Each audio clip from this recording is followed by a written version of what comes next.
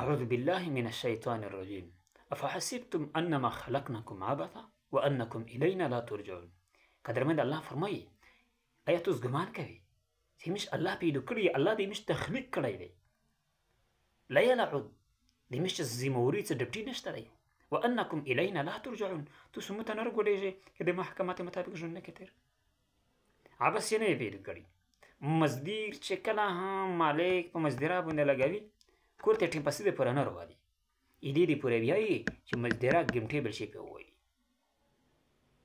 یو سړی نکار په کور شی لګوي د میاشتې د پوره، ایدې دې پوره نه چې مونږ مړۍ چای ورنه وخورو، نه نه، ایدې دې پوره لګوي چې د مو ضرورت پې راکوي. او دغه رنګې